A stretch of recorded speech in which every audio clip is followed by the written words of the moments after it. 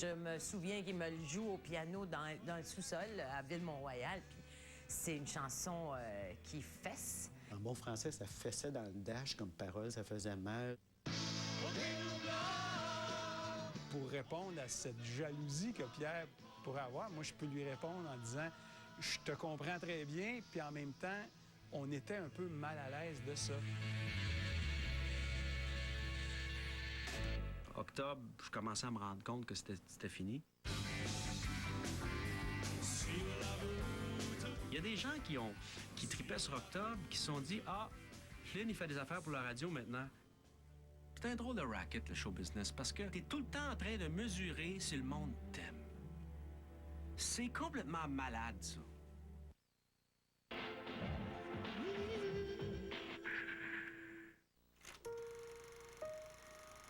Pierre Flynn naît à Québec en 1954. Il est le premier enfant de Jean-Robert Flynn, un avocat d'origine irlandaise, et de Louise McGovern. Plus le temps passe, plus je me rends compte que ma mère est un mystère. Tu vois, à sa cinquantaine, elle a fait de la traduction, donc elle s'intéressait aux choses. Mais dans les années 50, c'était une autre paire de manches. Je lui ressemble beaucoup, je pense, intérieurement et extérieurement. Alors que le petit Pierre n'a que 4 mois, un drame secoue la famille. Son père meurt de façon tragique. Il avait, lui, je pense, 28 ans à son décès. Il était jeune avocat, donc il faisait du bureau à Québec. Et il avait travaillé une longue journée. Il revenait, il aimait les petites voitures sport. Puis il s'est endormi au volant, puis il est rentré dans un camion. Après ça, moi, j'ai vécu à Québec avec ma mère. Jusqu'à temps qu'elle se remarie avec un Montréalais quand j'avais 4 ans. Il y a un monsieur très rigolo qui vient à la maison la courtiser. Et puis, ça, c'est mon oncle Claude. Et mon oncle Claude est rigolo et tout ça. Et d'un coup, mon oncle Claude devient papa. Et là, moi, j'avais du travail à faire là-dessus. Et lui aussi. Parce que moi, j'avais eu ma mère à moi tout seul. Puis là, je l'avais plus à moi tout seul, là. Et spontanément, c'est pas l'arrivée de la dimension masculine dans la vie familiale qui l'attire, c'est que maman, elle est pas là tous les soirs. Et puis même que maman, elle s'en va en voyage de noces, et puis elle part longtemps, puis il perd une relation affective importante. Donc lui, il fallait qu'il s'improvise du jour au lendemain père. Donc il y avait un peu de maladresse de part et d'autre. Je comprends qu'au début, il a vu son nouveau papa comme étant l'adversaire qui vient lui enlever une partie de sa mère, donc de son pôle affectif. Lorsqu'il a 4 ans, la vie du petit Pierre est de nouveau bousculée. Non seulement un nouvel homme entre dans la vie de sa mère, mais la famille s'agrandit. Pierre avait 4 ans, je crois, quand notre mère s'est remariée. Et à 5 ans, déjà, moi, j'arrivais. Ensuite, Martin, ensuite Élise, très, très vite. En 4 ans et demi, il y avait 3 frères et sœurs. Jusqu'à temps que mon frère arrive dans la vie de sa mère, il a vécu 2-3 ans sans relation masculine autour de lui. En quoi ça a pu l'affecter? C'est très difficile à dire parce qu'il a quand même eu une vie de famille très normale. Je pense qu'on peut comprendre qu'il y a un manque d'avoir son père à lui, mais encore là, il n'a pas connu son père. Il est décédé quand j'avais 5 mois, donc j'ai aucun souvenir de lui, si ce n'est qu'un souvenir peut-être inventé par la suite de 2 têtes qui se penchent par-dessus mon berceau. Mais je suis pas sûr si c'est un vrai souvenir.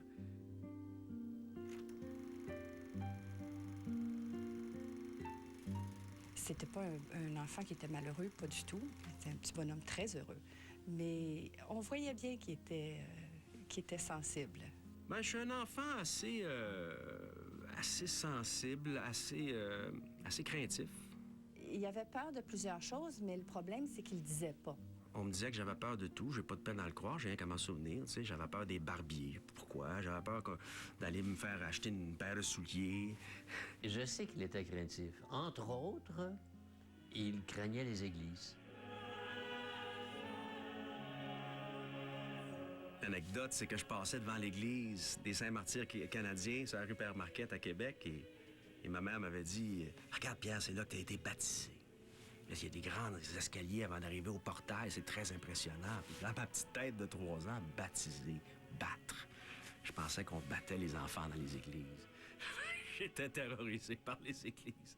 Pierre est un timide, hein, qui n'exprime pas des excès de tempérament. Alors, même s'il était craintif, il était discret dans sa timidité. C'est vers cet âge-là que la musique entre timidement dans sa vie. Ce qui est arrivé, c'est que j'avais un voisin d'en face qui s'appelait Louis Hone. Et donc, à un moment donné, lui, il a eu une guitare. Une petite guitare, pas chère. J'étais arrivé avec ça, puis Pierre, en fait, t'as une guitare, comme. Puis là, ça commençait à... La radio, là, ça commençait à chauffer. Là. On se ramène en 64, où est-ce que Beatlemania, en bon français, balayé l'univers. Comme tous les petits gars, on a été ramassés par ce vague-là. C'est wow, c'est bon, c'est bon, c'est bon, c'est bon. Puis on veut faire comme eux autres. Fait que là, on s'est fait pousser les cheveux un petit peu, là, timidement, là. Puis il m'a convaincu d'acheter la même guitare que lui. Fait que j'ai tanné ma mère, puis je suis allé chez Fauché, roi des bas prix, ça rue Beaubien, m'acheter une guitare à 12,95. On est passé des jeux de chimie, les autres jeux de je sais pas quoi, commencer à gratter des accords sur les guitares. Et là, ça a été vraiment un coup de foudre. À l'adolescence, ça devient clair que c'est non seulement sa direction, mais c'est la seule direction. J'ai passé les journaux pendant 1 an et demi et je me suis ramassé 130 $. Et là, je prenais des cours de guitare chez Ravenda Music School, ça rue Jean Talon. Et là, au mur, il y avait des guitares électriques. Et j'en voyais une, elle avait 4 pick-up. Puis elle avait des pitons partout, elle avait un bras de vibrato, elle avait quasiment des lumières de Noël après. Puis c'est celle-là que je voulais, c'est celle-là que je voulais. Fait que je l'ai achetée. D'ailleurs, je l'ai acheté contre la volonté de mon père, qui trouvait que c'était une dépense pas raisonnable pour un enfant de 11 ans. Pierre avait une meilleure guitare que la mienne, mais les cordes étaient à ça du manche. Là, puis il y avait des petits doigts. Puis il essayait de plaquer les accords, puis ça sonnait pas. T'sais. Je me rappelle à partir du moment où Pierre me demandait d'être son batteur. J'ai demandé à mon père, moi, une paire de bâtons pour jouer des drums, puis il n'a jamais voulu. Donc, je suis parti en arrière de chez nous, puis je me suis coupé 2 branches de peuplier, puis je me suis rendu chez eux. Et on commençait à faire un band de garage chez Louis. Et il y a eu quelques bands comme ça. Le premier s'appelait The Lords. C'est ma mère qui avait trouvé le nom. Et les Lords ont avancé. On était 3 gars d'à peu près 14 ans, puis Pierre avait 11. Alors, la différence d'âge a fait qu'à un moment, au bout de 6 mois, les 3 vieux de 14 ans commençaient à aller plus vite au niveau évolution musicale. Éventuellement, ils m'ont mis dehors. Ils m'ont mis dehors du band que j'ai moi-même formé. On était super bright. On a mis le meilleur gars dehors. Là, j'ai laissé la guitare parce que j'ai perdu confiance en moi. Et j'ai commencé à jouer du piano. Il découvrait des chansons. Il s'est montré à jouer au piano complètement. Il est un autodidacte au piano. Moi, je pensais que Pierre avait comme abandonné la musique. Puis à un moment, je sais qu'il s'est intéressé à la photo. Puis tout à coup, il revient puis il joue du piano. J'ai dit, wow, OK. T'sais. Autant moi, j'avais atteint mon plafond, lui, il attendait en coulisses, puis il se pratiquait. Et là, il y a eu un groupe qui est arrivé qui s'appelait Gladstone. Et là, ça devenait un petit peu plus sérieux. Là, on est devenu tranquillement un groupe de club. En principe, on jouait pas nos propres chansons. Mais à un moment donné, je sais pas ce qui s'est passé. On a eu l'occasion d'enregistrer un 45 tours. Puis je me souviens, moi, de les avoir enregistrés justement dans mon petit studio de garage. Enregistrer cette chanson-là. Ça s'appelait Come All You People, Come On People and Dance. Quelque chose d'assez banal, mais musicalement, c'était très intéressant ce qu'il proposait. C'était vraiment nouveau. C'était bien clair qu'il avait du talent. Pour moi, c'était une question de temps avant qu'il perce. Là. J'avais cet instinct-là d'essayer de m'inventer des choses, de mettre mes doigts quelque part puis qu'il en sorte quelque chose. Et, tiens, si je fais ça, ça fait ça. Si je fais ça, je fais ça. J'imitais, bien sûr, des affaires. Toujours est-il que je commençais à écrire. Aussitôt que je lisais quelque chose que Pierre écrivait, c'était toujours... je trouvais ça tellement beau. Mario venait chez nous les après-midi quand on n'avait pas de cours. Puis, il y avait un petit piano dans le salon, puis il y avait le gros stéréo de mon père. Dans le temps que les stéréos, là, c'était des meubles, là. C'était pas des petites affaires, là. C'était des meubles.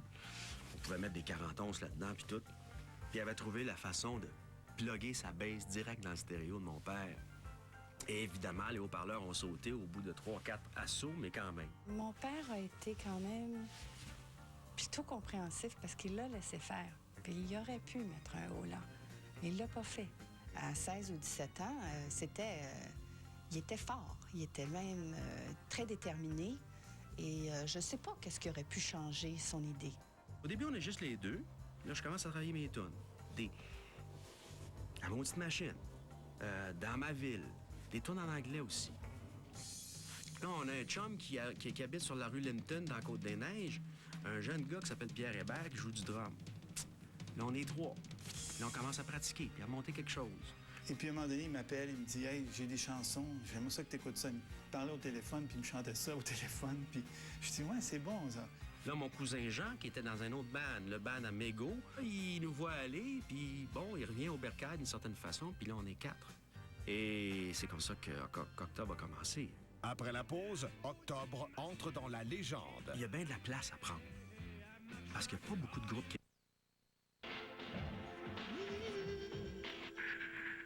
Après avoir grandi dans une famille reconstituée à la suite de la mort de son père, Pierre Flynn est convaincu dès l'adolescence qu'il veut faire de la musique.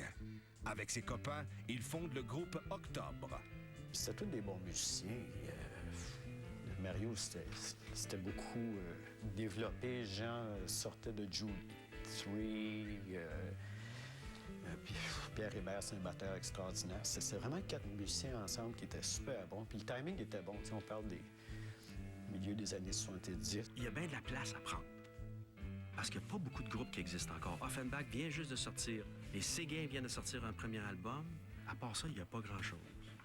Sur le coup, on n'a pas de nom. À un moment donné, on s'appelle Sphère, tu sais, très intello.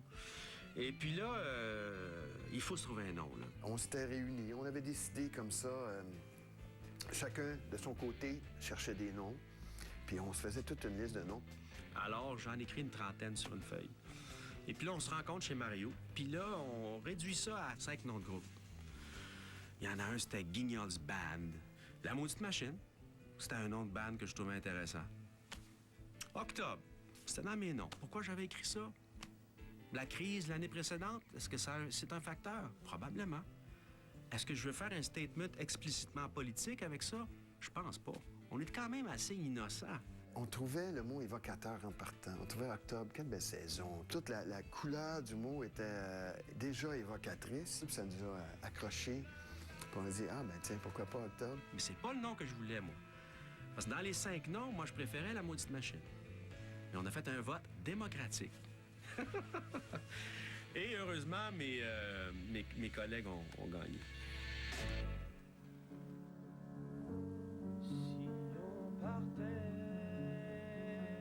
Ma vie amoureuse, elle va commencer, là, à peu près dans ce temps-là. Parce que faire de la musique, pour les timides, c'est une planche de salut.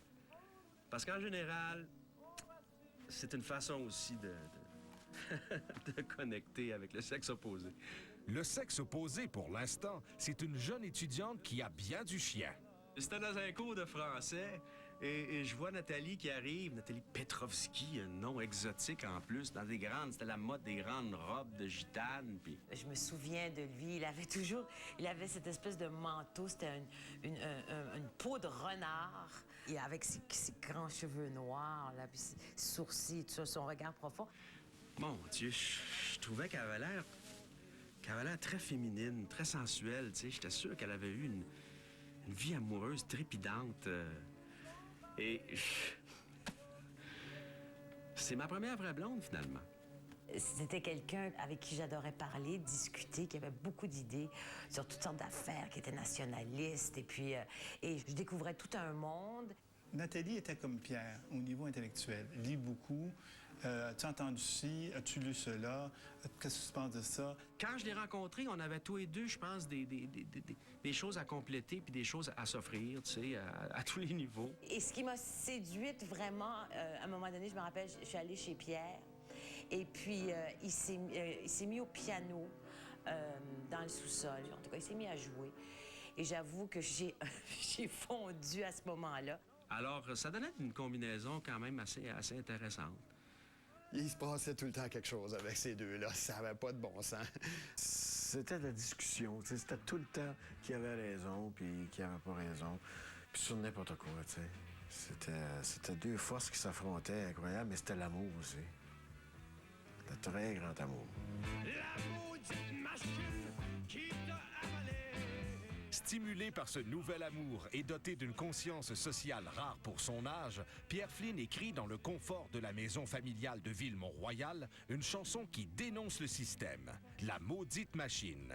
Déjà, à cet âge-là, on parle de 16, 17 ans, 18 ans, écrire des textes comme ça de conscience sociale, aussi éveillé et à l'écoute de ce qui se passe autour de lui, ça m'épatait. En bon français, ça fessait dans le dash comme parole, ça faisait mal, c'était un commentaire sur la société. Je me souviens qu'il me le joue au piano dans le sous-sol à Ville-Mont-Royal, puis c'est une chanson qui fesse. Je commençais à sortir un petit peu de mon petit monde. Je commençais à voir que, tu sais, que la vie n'était pas qu'un lit de roses pour certaines personnes. Alors, ça a sorti comme ça, une espèce de cri. Pour moi, c'est une chanson rock intelligente parfaite. Et qu'est-ce que tu veux, on est au début des années 70, des refrains rassembleurs, aussi simples soient-ils, on en a besoin.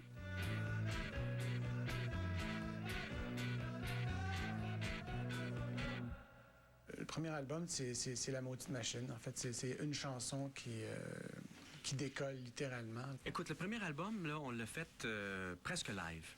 Il y a eu un budget total de 3 000 $. Mais on était comme un genre de groupe, rock progressif. Bien, ça s'inscrit tout à fait dans l'air du temps, donc ça a beaucoup d'impact. Dans ma ville, il y a de belles choses à voir, toutes sortes d'affaires à découvrir. C'est bien plaisant de faire un tour. La première chanson que j'ai entendue, c'est Dans ma ville. Et nous autres, on avait commencé déjà avec mes amis de Beau Dommage, on n'avait rien sorti encore, mais on avait commencé à travailler sur notre affaire. Et la ville est extrêmement présente. Et là, j'entends cette chanson-là, musicalement très musclée. Et là, c'est la ville, mais c'est la ville rough, c'est la ville d'aujourd'hui, puis tout ça. Et j'avais trouvé ça extraordinaire. Seulement 3 mois après la sortie de leur premier album, Donald K. Donald offre à Octobre une opportunité incroyable. Faire la première partie du groupe phare du rock progressif de l'époque, King Crimson. Mais ça, c'est notre premier gros show. Théâtre Capitole, à Montréal et à Québec. Je vois la scène encore. Je vois King Crimson, entre autres à Québec et Montréal, au Théâtre Capitole. C'était impressionnant, le King Crimson. C'était un groupe majeur, un groupe international. Il fallait quand même sauver l'honneur de la patrie. On est arrivé avec notre équipement dans un Econoline, donc on ne fait pas important. On n'avait pas de soundman, on n'avait pas d'éclairagiste. On fait notre petite affaire, on fait nos chansons, puis, oh mon Dieu, ça va bien. Les gens aiment ça. On dit qu'il y avait... Octobre avait carrément volé le show. On n'était plus du tout dans une première partie. On était vraiment... le lendemain, on parlait du spectacle d'Octobre.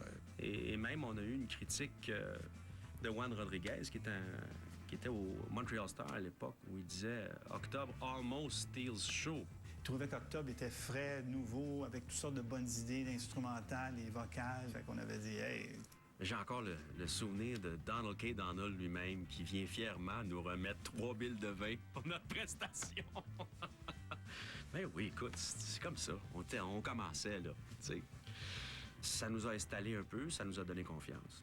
Fiers de leur succès, les membres d'Octobre sortent un deuxième album, Les Nouvelles Terres. Les critiques sont unanimes, tout en reconnaissant que leur musique est complexe. Les fans, eux, accourent au spectacle du groupe.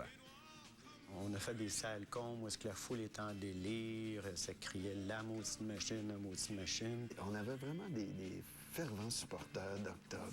Je t'ai cherché longtemps sous la pluie. Blanche, ta peau sombre mon désir. Ils ont pas pris la route la plus facile, puis je pense pas qu'ils l'auraient trouvé d'une façon ou d'une autre. On était fiers de notre style musical, puis on savait qu'on n'aurait jamais un grand public, puis on jouait pas beaucoup à la radio. Ça jouait pas en radio, mais La Maudite Machine a eu son impact sur scène. Puis là, d'un coup, Bing Harmonium arrive. On a mis quelqu'un au monde, on devrait peut-être l'écouter. Bing Beau Dommage arrive. Puis ils se sont fait dépasser au niveau de la popularité puis des ventes de disques par ces deux groupes-là. On est un peu jaloux. C'est normal. On n'en fait pas de maladie non plus. Pour répondre à cette jalousie que Pierre pourrait avoir, moi, je peux lui répondre en disant « Je te comprends très bien », puis en même temps, on était un peu mal à l'aise de ça. Octobre était, tant qu'à moi, un grand groupe et aurait mérité une reconnaissance plus grande. On n'a jamais fait d'argent avec les ventes de disques. C'est drôle à dire. Comment il vit ça? C'est sûr qu'il y a une sorte de déception, évidemment. Le sentiment d'être incompris. En même temps, ça lui enlève pas vraiment le goût de continuer. On a toujours été fiers d'être Octobre. L'album qui suit, Survivance, est aussi apprécié des puristes, mais vend peu. Malgré un succès populaire relatif, Octobre s'inscrit parmi les grands. Il est invité à participer au mémorable spectacle OK Nous V'là, qui fait vibrer 300 000 Québécois réunis sur le Mont-Royal pour célébrer la fête nationale.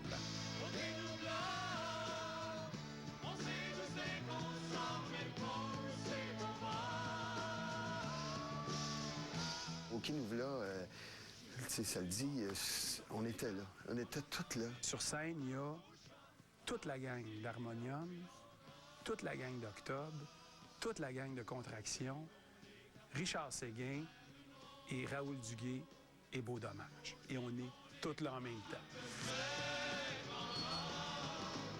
Quand je vois Octobre, je trouve qu'ils avaient une place extraordinaire dans ce paysage-là, parce que justement, ils offraient quelque chose que les autres n'offraient pas. Il y avait une époque où est-ce que au Québec, il fallait s'identifier, il fallait se prendre position, prendre notre place. Mais je me méfiais. Parce que ça commençait aussi, les annonces. On est 6 millions, faut se parler, c'est dans la tête qu'on est beau, Québec, c'est faire. Je sentais qu'il y avait déjà une espèce de récupération de cette énergie-là. On est 6 millions, faut se parler. Gabriel Lachance, Rougemont et c'est Madeleine. Ça inspire une chanson de Philine après qui s'appelle « En famille ».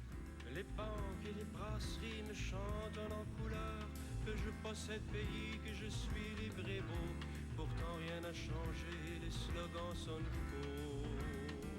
Et je m'en méfiais un petit peu. Je disais, ah, méfions-nous. C'est tout.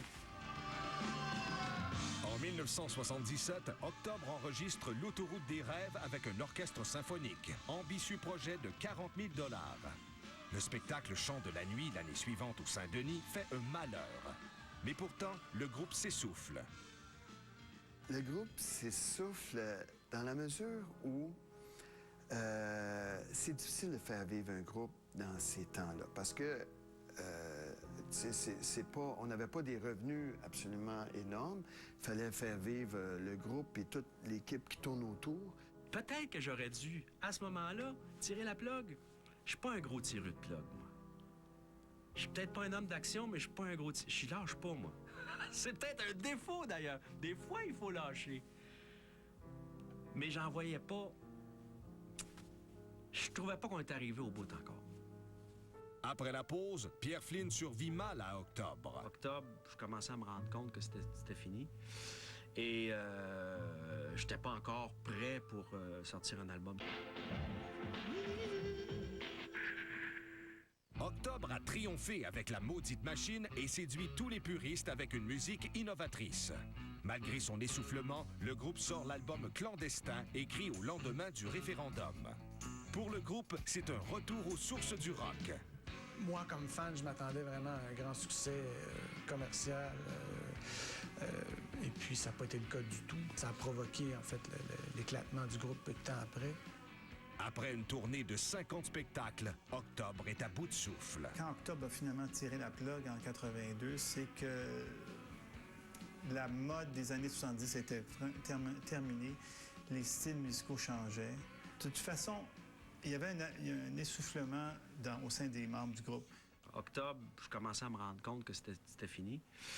Et je n'étais pas encore prêt pour sortir un album solo. Pierre, lui, il voulait continuer, mais il voyait bien que c'était plus facile de continuer par lui-même, tout seul. Alors, on a donné le dernier show d'Octobre en 82.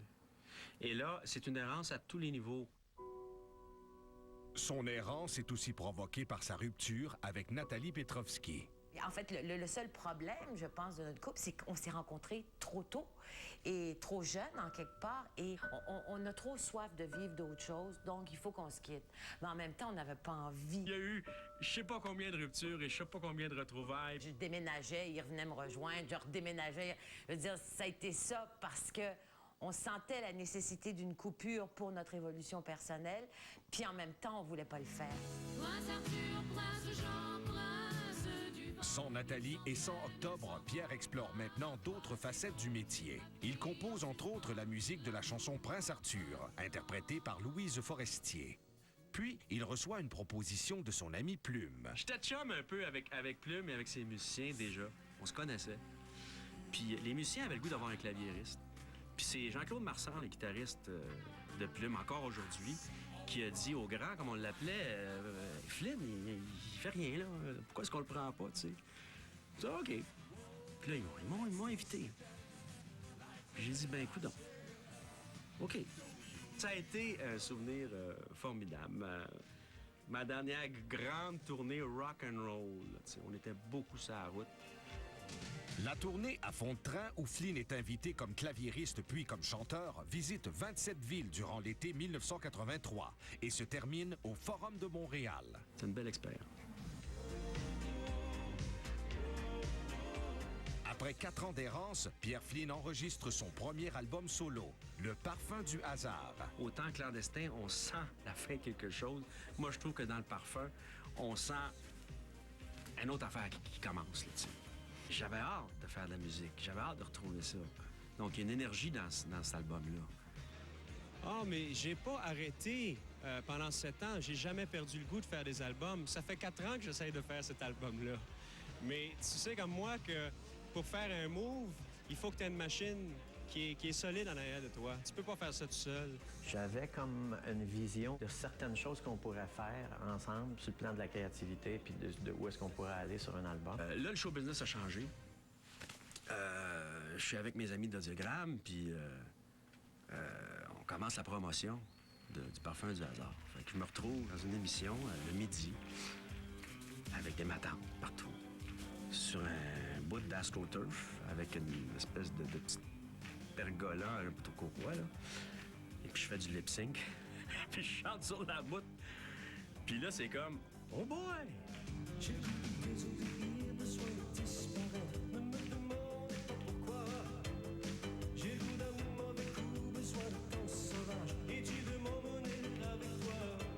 Au moins, on l'a fait, la promotion, t'sais. On a fait ce qu'il y avait à faire.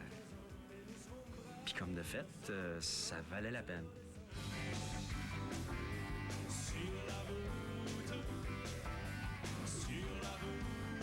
C'est des belles années parce que il y a eu un succès grâce à Sur la route, justement. Évidemment, Sur la route, c'était la chanson qui a fait avancer l'album en radio. Il y a des gens qui tripaient sur Octobre, qui se sont dit « Ah, Flynn, il fait des affaires pour la radio maintenant. » Parce qu'il y avait du beat, il y avait quelque chose de quasiment funk, R&B là-dedans.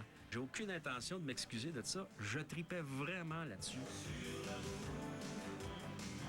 Les vieux fans d'Octobre, dont je suis, ont pas nécessairement tous suivi Pierre dans le tournant des années 80.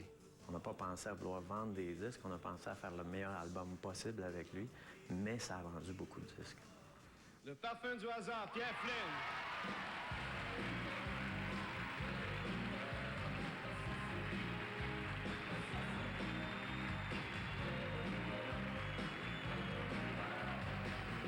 Ça me fait du bien. Disque rock de l'année, ça me fait très plaisir. Ce succès lui vaut d'être demandé pour jouer dans la télésérie Rock. J'ai fait de la prostitution avec les hommes. Ça t'écœure pas? Quelqu'un m'appelle. Jean Lepage. Je le connais pas vraiment. Et il m'envoie un scénario. Il sait que je suis pas un acteur. Il veut qu'on se rencontre. Fait que je lui donne un rendez-vous à 1h30 du matin à Scala, sur la rue du Parc, qui est un bar malfamé. Il se pointe à Scala à 1h30 du matin. Et là, je lui dis, regarde ton personnage, je peux pas faire ça. Il a des bracelets de cuir, il est maquillé. C'est comme Gene Simmons de Kiss, là. Regarde, c'est ridicule ton affaire, tu sais. Puis j'aime pas son nom, il s'appelle Joker. Je peux pas faire ça, tu sais. Je suis pas assez acteur pour faire ça, tu sais. Fait qu'il me dit, ben on peut le changer. Fait que j'ai ramené le personnage tout près de moi, j'ai changé son nom, il s'appelait Max. Et c'était le rôle d'un musicien. Je pense pas qu'on lui demandait de jouer. On lui demandait tout simplement comment lui agirait dans une situation comme celle-là. Tu peux faire des choses différentes, comme, je sais pas moi, du rock'n'roll, par exemple. Ah, wow, je peux essayer. Comédien, chanteur, Pierre Flynn continue de voguer sur le succès de son album. En 1989, stimulé par sa carrière solo, un producteur veut réunir le groupe mythique du rock progressif au Québec.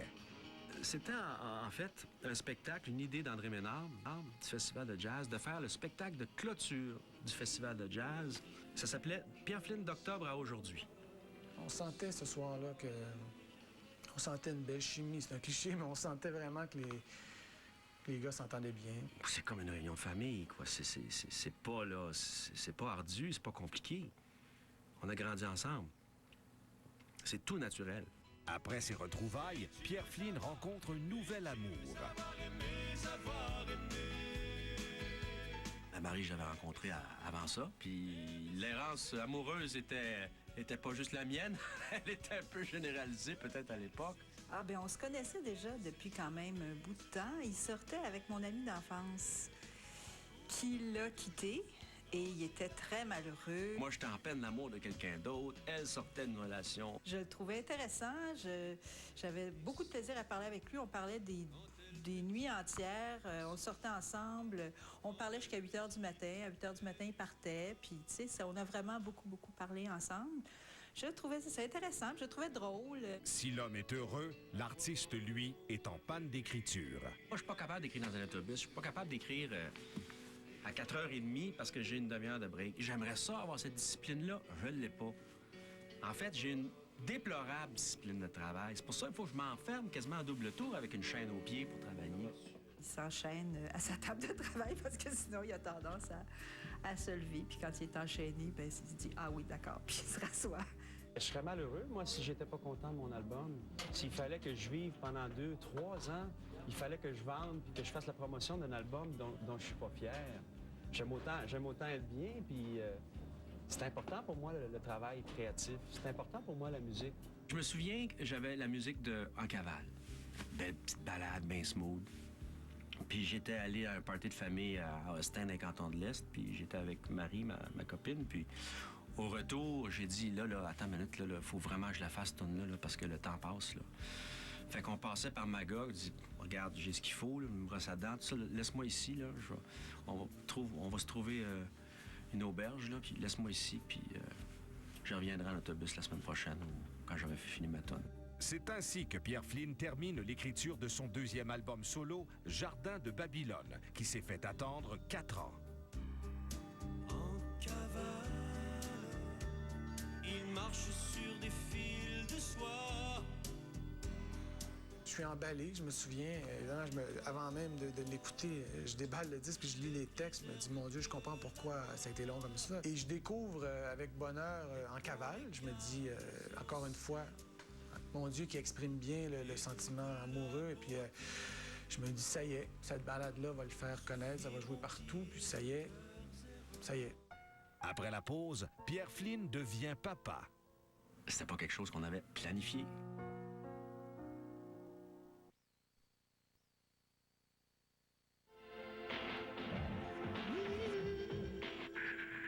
Après la fin d'octobre, Pierre Flynn a connu le succès dans une télésérie et avec ses 2 albums solo. En 1991, il lance un nouveau disque qui enchante les critiques. D'abord, il y a eu un succès critique extraordinaire. Là. Tous les critiques l'ont encensé. Mais ça ne veut pas dire que pour autant que tu vas vendre. Moins de ventes que Le Parfum du hasard. Pourtant, un très, très bel album. Plus complexe, comme un vin plus difficile à aborder, mais plus grand.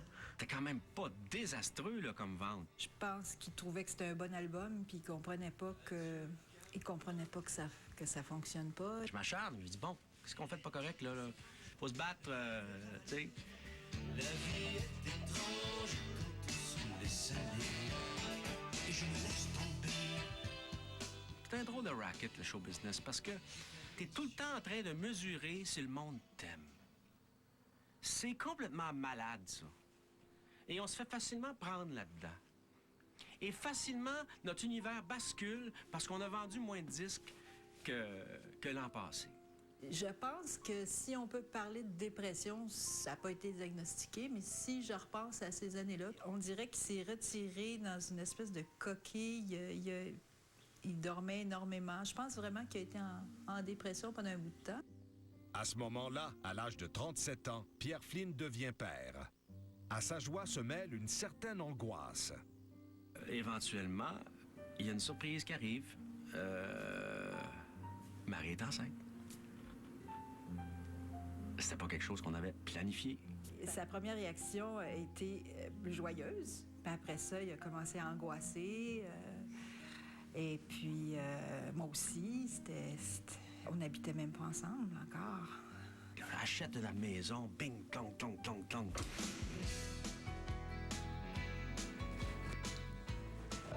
Excusez-moi, j'ai oublié d'enlever la balançoire. C'est comme un nouvel élément du mobilier. Ici, genre de mobilier que je ne m'attendais pas à avoir dans ma vie de sitôt. C'était un gros contrat, là. C'était assez énervant. Moi, c'est sûr qu'un enfant, ça déplace de l'air et bien d'autres choses. Petite Flinette qui se réveille tranquillement après un long dodo. Les premières années de la vie de Béatrice, j'étais un petit peu, là, sonné. Des fois, il est comme persuadé que j'ai 6 ans et demi. Puis des fois, il veut comme que j'agisse comme si j'étais plus vieille. Puis c'est comme, il est contradictoire. Puis, Pierre Flynn retourne à sa table de travail et couche sur papier de nouveaux thèmes qui mettront tout le reste de la décennie à se rendre à nos oreilles. Mirador est lancé en 2001. Lorsque Mirador est sorti, j'ai dit « Wow, c'est le Pierre Flynn qui revient, celui que je connaissais. » Je trouve encore une fois le grand parolier, le grand musicien, le gars audacieux. Mirador est un album qui est intérieur.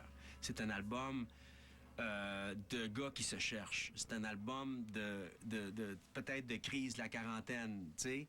Dans la presse, entre autres, Alain Brunet en fait l'album de l'année, ce qui n'est pas rien. Sylvain Cormier, qui n'était pas naturellement un fan d'Octobre, je crois, et de Flynn au début, Sylvain Cormier se rallie, puis louange aussi l'album. La disque emboîte le pas et récompense Pierre Flynn pour son dur labeur, en lui remettant le Félix du meilleur auteur-compositeur. Je m'y attendais comme pas. Puis là, ils ont dit « Et le gagnant pour auteur, compositeur, interprète, Pierre Flynn. » J'ai passé tout de suite à ma fille qui devait sauter dans le salon. Là, j'ai comme hurlé vraiment fort. Là, j'ai commencé à sauter sur le lit. Puis j'étais comme... En tout cas, j'étais contente, vraiment.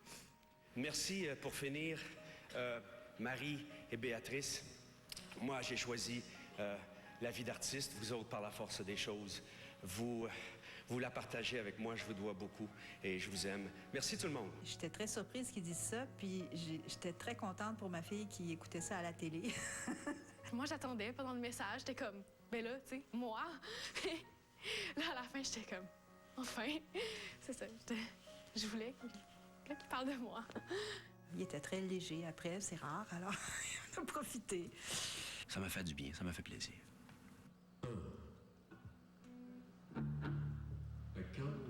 Mis au défi par son entourage, Pierre Flynn fait son premier one-man show en carrière, qu'il intitule habilement « Vol solo ». Ben, ça faisait longtemps que je pensais faire un album comme ça, piano-voix. Mais il ne voulait pas. C'est Michel Faubert qui a poussé vraiment pour ce spectacle-là. Je pense qu'il y avait cette espèce d'inquiétude de ne pas être reçu en solo comme il l'était en groupe, d'ennuyer le monde, je sais pas. Mais pourtant, c'est le contraire qui est arrivé. Les gens étaient touchés et enthousiasmés de le voir seul et d'être au cœur de ses chansons. Il fallait que j'accepte mes chansons. Et il fallait que j'accepte de me mettre un peu à nu dans ces chansons-là, à travers ces chansons-là. En tant que fan, je faisais partie de ceux qui attendaient vraiment un show comme ça, et je n'ai pas été déçu. Écoute, et puis il a trouvé des petits trucs très simples, comme amplifier son pied pour faire une espèce de bass drum, puis passer à la guitare. Je savais même pas que je jouais de la guitare. T'sais. C'était quelque chose, il était temps qu'il fasse ça, vraiment. C'était une des rares fois où, enfin, quelqu'un faisait une mise en scène, revoyait, revisitait les chansons, et tout à coup, toutes ces chansons-là, tout à coup, prenaient une autre vie et devenaient presque plus commerciales.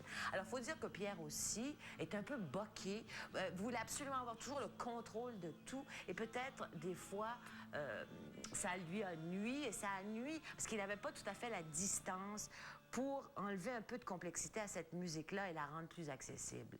Pierre Flynn, pour moi, c'est d'abord les mots, c'est d'abord la poésie. Et puis, c'est un contexte extraordinaire pour entendre un poète que de l'entendre seul, pas qu'il soit enseveli sous les arrangements et les instruments électriques.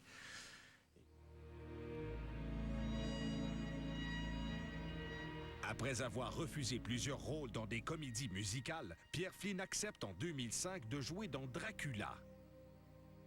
Quand c'était le temps de trouver un Van Helsing pour mon spectacle Dracula, je trouvais que Pierre répondait bien à ça. Bien, au départ, je m'en allais dire non. Ben voyons donc, c'est pas ça. Moi, je fais ça, je fais pas ça, tu sais. Il était flatté que Bruno l'appelle, mais c'était sûrement non au départ, mais il dit quand même, je vais aller rencontrer Bruno, voir ce qu'il a à dire. Je lui ai expliqué que dans ce spectacle-là, je voulais justement qu'on ait une espèce de choc des genres, autant au niveau de la mise en scène, des créateurs que des artistes qui y participent. Donc, avoir des gens de divers horizons qui allaient travailler ensemble. Au bout d'une heure et demie, j'étais un peu moins sûr de dire non. Des fois, il a un peu peur, hein? Peur de se lancer à l'eau. Et là, pourquoi pas tenter cette expérience-là? C'était quand même une occasion intéressante d'embarquer dans un projet à sa création. Et c'est le fun aussi de travailler en gang, parce que c'est un métier solitaire, auteur, compositeur, interprète. Pierre, il est toujours tout seul. Il est toujours tout seul dans son sous-sol, dans sa chambre d'hôtel. Et puis là, pour une fois, il travaille avec... c'est le fun, il travaille avec des gens. C'est unique. Sa façon de chanter, son timbre de voix, c'est unique. On le reconnaît tout de suite. Et donc, il va être c'est le créateur de Van Helsing. Pourquoi? En mai 2006, Pierre Flynn réussit un doublé. Il lance un livre contenant ses paroles écrites depuis plus de 30 ans, ainsi qu'un nouveau CD, Vol Solo, qui regroupe ses grandes chansons dépouillées de tout artifice. Il marche sur des fils de soie. Comme c'est des chansons, il y en a qui ont 5 ans, il y en a qui ont 30 ans. Des fois, de les réentendre déshabillés d'un enregistrement qui, des fois, appartient à une époque ou à une autre, ça leur donne une autre vie. Et j'ai même pas dit, je vais faire une rétrospective de ma carrière. Qu'est-ce que j'ai envie de chanter aujourd'hui? Je me sens pas à la fin d'un processus. Je me sens encore à construire quelque chose et encore à essayer de conquérir quelque chose. Moi, je reste parce que c'est un artiste important pour moi, puis pas seulement pour moi.